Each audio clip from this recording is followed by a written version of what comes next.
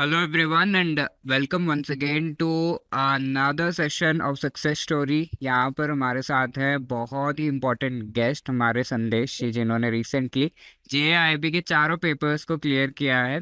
And इनसे जानेंगे कि व्हाट वाज द स्ट्रैटेजी, किस तरीके से इन्होंने प्रिपरेशन करी है।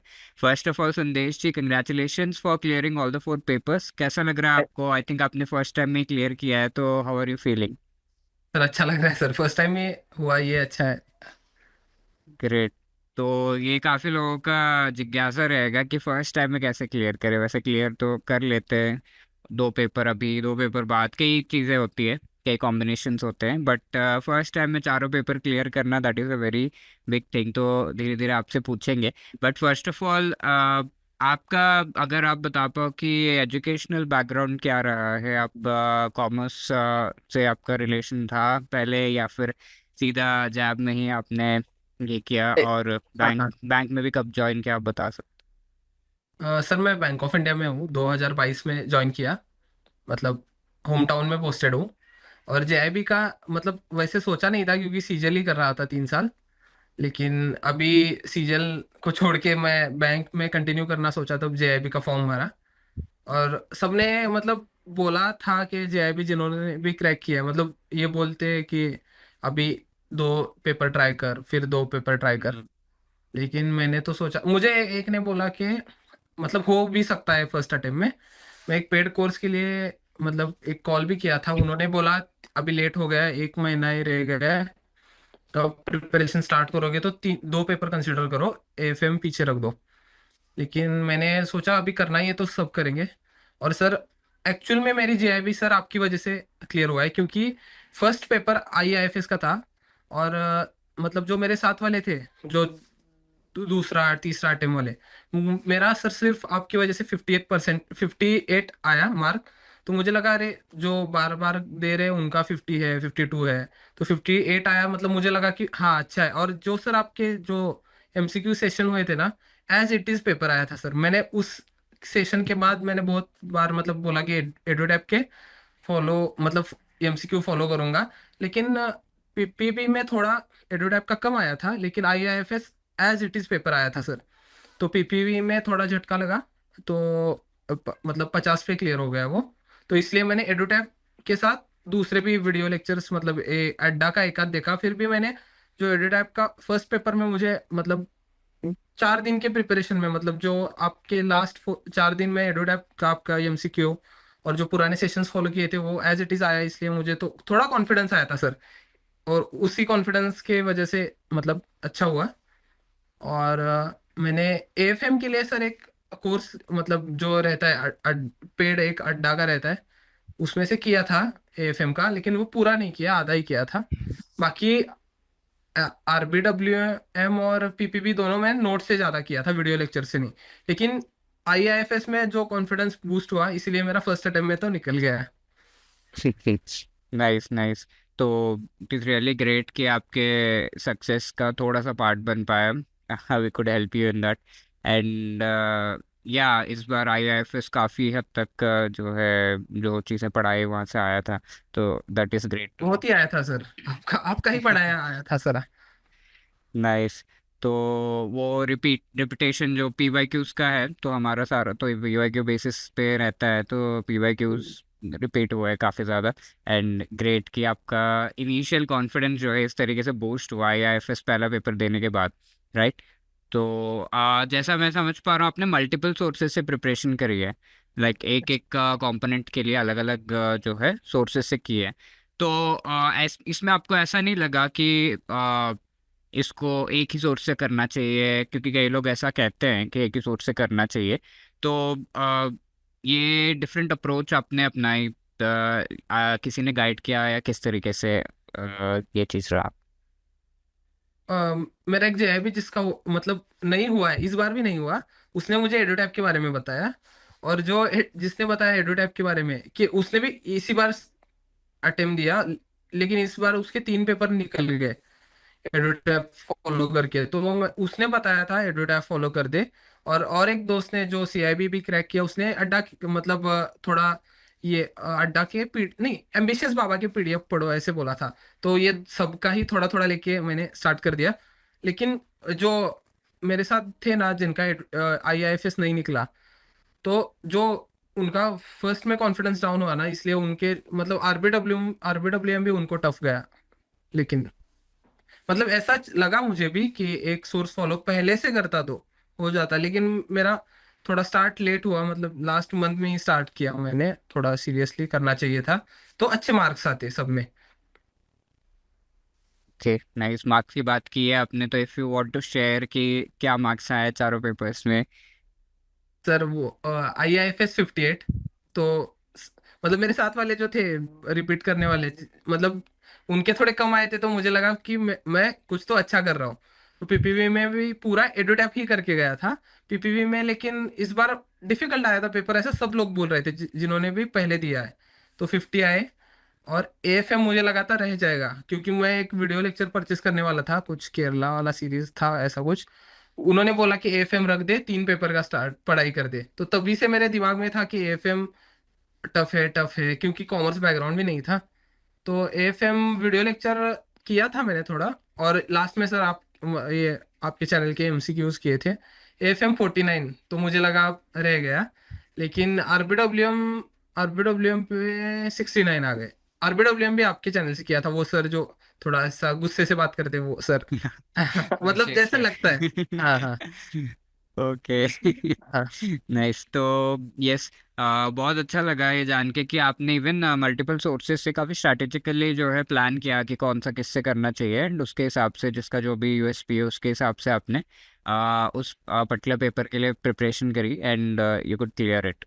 तो जैसा पीपीपी का पेपर है, आपने पहले आईआईएफएस या फिर पीपीपी का है, तो पीपीपी के टाइम पे आपको थोड़ा हिट किया होगा कि यार थोड़ा सा टफ है पेपर, तो उस एग्जाम के टाइम पे क्या चल रहा था आपके दिमाग में, और how did you handle and clear कैसे करने से रिलेटेड कुछ टिप्स अगर आप देना चाहो? PPB के टाइम पे सर एग्जाम जब दे रहा था, तो मतलब थोड़ा सर एडोटैप से, मतलब इतना भी मैं लास्ट मंथ में प्रिपेयर कर रहा था तो सभी आएगा ऐसा नहीं होगा, ये तो मुझे पता था कि जाओ और सभी मुझे आ जाए। लेकिन सर जब दे रहा था ना, तो मुझे मतलब ऐसा लगा कि थोड़ा टफ है, हो रहा है टफ, क्योंकि न्यूमेरिकल्स PPB में कभी न्यूमेरिकल्स नहीं पूछते थे, इस बार पूछ लिए थे थोड़े। तो मैंने और एग्जाम देते टाइम थोड़ा सर हेवी लगा, लेकिन मैंने इलिमिनेशन ये वो पे कर दिया सर थोड़ा। ओके, जो ऑलरेडी आपने पढ़ रखा है उसके बेसिस पर यू कुड क्लियर, मतलब सारे क्वेश्चंस को जो है आंसर करके क्लियर होती है। तो आपने सारे अटेम्प्ट किए या फिर छोड़े छोड़े भी थे? नहीं नहीं सर, सभी एग्जाम में सभी अटेम्प्ट कर दिए थे सर। और हाँ, AFM में तो ऐसा किया, जो मतलब नहीं आ रहे थे क्वेश्चंस, उसमें कैलसी लेके बैठ गया, और अभी फॉर्मूला नहीं याद आ रहा है, तो जो जितने फॉर्मूलाज याद है उसमें डाल के जो भी वैल्यू आ जाए, ऐसा दो तीन सम मतलब जो मैथमेटिकल जो रहते ऑपरेशंस वो करके कर दिया ऐसा। ओके, मतलब रिवर्स ऑनेस्टली सर। इंजीनियरिंग हो गई। काफी ऑनेस्ट हो गए। रिवर्स इंजीनियरिंग, बट या if it helps to clear the exam, जो भी दंड भेद जो भी करना पड़े, तो good, it is really good. But या इससे आई थिंक आप ये चीज जान रहे होंगे कि थोड़ा सा पहले और अगर प्रिपरेशन करते तो चाहिए था, और सही। बेटर होता है। यस। हाँ मतलब तो ये सॉरी। हाँ बोलिए बताइए बोलिए। बताइए। मतलब मुझे, मतलब जो गाइड किया ना, मतलब जो एक का जय भी हुआ है, उसका खुद का 3 अटेम्प्ट में हुआ है, उसने बोला मुझे लास्ट डे पे पढ़ाई कर हो जाता है, वो तो एक दिमाग में था। लेकिन मुझे अभी लग रहा है कि 1 महीने का प्रिपरेशन भी कम है, जो एग्जाम का लेवल है उस उसको देख के सर। राइट। तो वही है कि इस बार जिन्होंने भी थोड़ा सा बेस स्ट्रांग और कॉन्सेप्चुअल प्रिपरेशन करी है उनका ही क्लियर हो पाए। तो ये चीज़ आगे के लिए भी हमें देखना है कि जो भी ये सेशन देख रहे हैं कि थोड़ा सा टाइम दीजिए, एक्स्ट्रा टाइम दीजिए, ऐसा नहीं कि लास्ट मिनट में हो जाए, वो बहुत लक बेस्ट हो जाता है। बट आपको थोड़ा पहले से प्रिपरेशन ज़रूर करना है, एंड आप लास्ट मिनट का जो रश है वो अवॉइड कर सकते हैं। तो ये काफ़ी अच्छा लगा, ईच एंड एवरी पेपर का आपने बताया कि कैसे कहाँ से आपने प्रिपरेशन करे है। आई एम श्योर कि ये सोर्सेस काफ़ी ज़्यादा हेल्प करेंगे हमारे आगे जो इस एग्ज़ाम को बैंकर्स एस्पिरेंट्स दे रहे हैं। और जब भी हम कुछ अचीव करते हैं तो आई डोंट थिंक कि हम अकेले ही उसको अचीव कर पाते हैं। हमारे पीछे काफ़ी सारे लोग होते हैं, नाम हमारा तो आता है, बट काफ़ी सारे लोग होते हैं जिनके वजह से ये हो पाता है। तो if you would like to mention आपके कोलीग्स, फ्रेंड्स, फैमिली मेम्बर्स किन्होंने आपको मोटिवेट किया, हेल्प किया, क्योंकि कई लोग होते हैं कि यार होगा नहीं तेरे, रहन दे, मतलब ये सारे चीज़ें तो सबको ही सुनने को मिलते हैं, नेगेटिव जो थॉट्स है, but there are the bright people जो पॉजिटिवली आपके बारे में सोचते, तो उससे उनका अगर किसी का नाम आप लेना चाहें। विकास करके है कलीग मेरा, मेरे साथ ही ज्वाइनिंग है उनका, इस बार सीआईबी भी हुआ। उसने ही मुझे बताया, मतलब एडुटैप और इसके बारे में भी, एम्बिशियस बाबा के बारे में भी उन्होंने ही बताया। तो उसकी वजह से बहुत हुआ है सर। हाँ। तो थैंक यू सो मच विकास जी, हमारे संदेशी को हेल्प करने के लिए। And it is really great कि हाँ इस तरीके से कोई अगर करता है हेल्प, काफ़ी लोग टांग खींचने के लिए होते हैं ज़्यादातर, but it is good to have such peer group and friends. Hmm, hmm. और जैसा आप बता रहे हो कि लास्ट मिनट में ही थोड़ा बहुत लास्ट 1 मंथ में प्रिपरेशन किए, तो आपको क्या लगा, क्या मेजर चैलेंज है इस एग्ज़ाम का प्रिपरेशन से रिलेटेड, और उसको कैसे हैंडल किया आपने?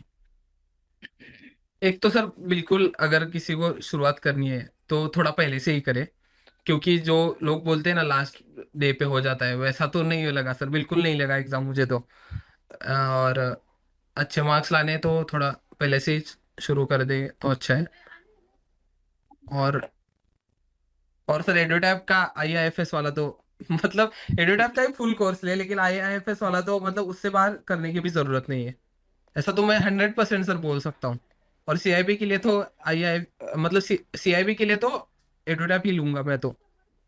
ऐसे नहीं ग्रेट। कि वीडियो के लिए, लेकिन सच में सर मुझे तो मतलब बहुत लगा अच्छा।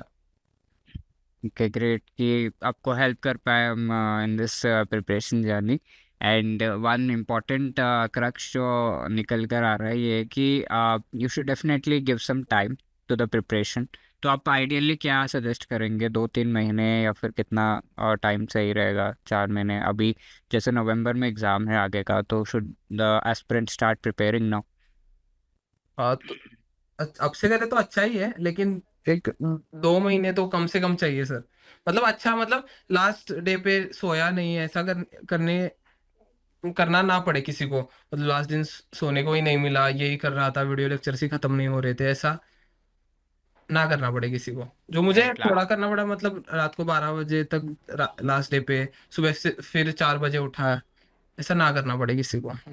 लास्ट मिनट रश से बच जाते हैं, हाँ। तो मेनली थोड़ा पहले से प्रिपरेशन करना बहुत अच्छा रहेगा। तो great to have you on our platform. And once again congratulations, आपने चारों जो पेपर्स है एक ही बार में क्लियर किया। एंड लास्ट आप कुछ हमारे जो एस्पिरेंट्स हैं उनको अगर आप सजेस्ट करना चाहेंगे, क्योंकि कई लोग को लगता है कि एक बार में और वो भी फर्स्ट अटेम्प्ट में क्लियर करना वो पॉसिबल ही नहीं है, तो what would you suggest to them कि क्या करना चाहिए उन्हें, और ये कैसे, मतलब फर्स्ट अटेम्प्ट में अगर कोई क्लियर करना चाहता है तो what should be the strategy? First attempt में तो मतलब मेरा हो गया तो हो सकता है फर्स्ट अटेम्प्ट में। हाँ, मुझे मुझे भी लगा नहीं था होता है, लेकिन हो जाता है फर्स्ट अटेम्प्ट में। आपको जो सोर्स, मतलब सोर्स तो पहले डिसाइड, अभी मतलब कौन से सब्जेक्ट के लिए कौन सा सोर्स, ये डिसाइड कर लो। लेकिन मैं सबको सजेस्ट करूंगा कि आईआईएफएस तो आप पी से करें, और पीपीबी भी और आरबीडब्ल्यूएम भी हो जाता है। एएफएम के लिए थोड़ा, मैंने एएफएम सर मतलब अच्छे से नहीं पढ़ा आपसे, तो बाहर से पढ़ा था, तो एएफएम मुझे अभी देखना चाहिए कि कहाँ से पढ़े। लेकिन आरबीडब्ल्यूएम और पीपीबी तो मतलब जो ब्रांच लेवल का नॉलेज होता है ये वो इससे हो जाएगा। लेकिन न्यूमेरिकल्स के लिए तो आपको मतलब यूट्यूब ये उसका सहारा लेना ही पड़ेगा, पेड कोर्सेज का। यस, तो प्रॉपरली डिसाइड कर ले कि कौन सा कंपोनेंट, मतलब किस तरीके से हाँ, सब्जेक्ट के लिए कौन सा सोर्सेस चाहिए। सोर्सेस आप डिसाइड कर ले। एंड थोड़ा पहले से अगर प्रिपरेशन स्टार्ट करेंगे तो you will definitely be able to हाँ, clear it in single attempt also, हाँ, और ये पॉसिबल है, राइट? तो हाँ। It was really great to have you Sandesh ji. Once again पूरे हमारी टीम के तरफ से congratulations on clearing thank you all sir. 4 papers in one go.